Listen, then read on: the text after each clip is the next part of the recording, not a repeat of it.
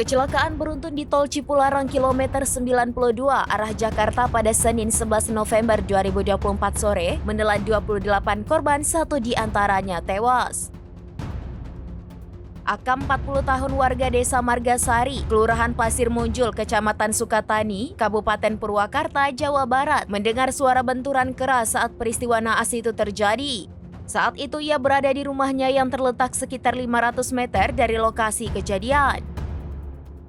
Desa tempat ia tinggal pun bersebelahan dengan Jalan Tol Cipularang kilometer 92.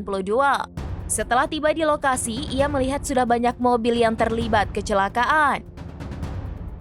Akam juga membantu proses evakuasi beberapa korban dan menepikan mereka ke sisi ruas jalan tol.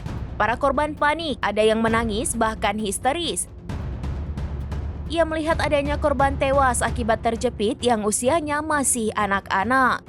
Korban tersebut duduk di belakang kursi pengemudi yang ditempati ibunya. Akam menduga anak tersebut tewas akibat terjepit kursi pengemudi, di mana bagian belakang mobil jenis MPV tersebut ditabrak kendaraan lain. Diketahui korban yang meninggal dunia bernama Salsabila.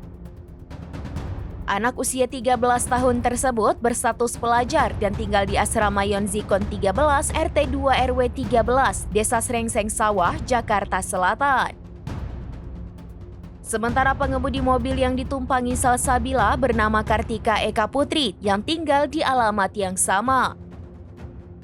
Kartika Eka Putri masuk dalam daftar korban luka berat dalam kecelakaan tersebut.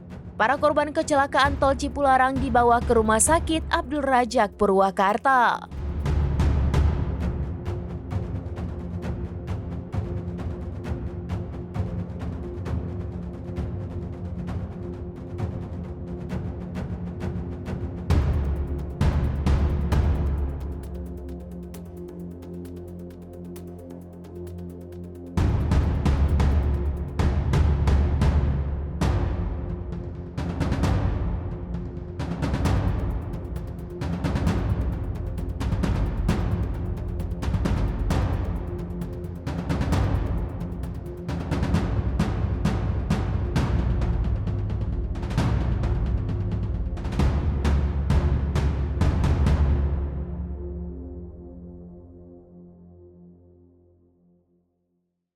Download Tribun X sekarang, menghadirkan lokal menjadi Indonesia.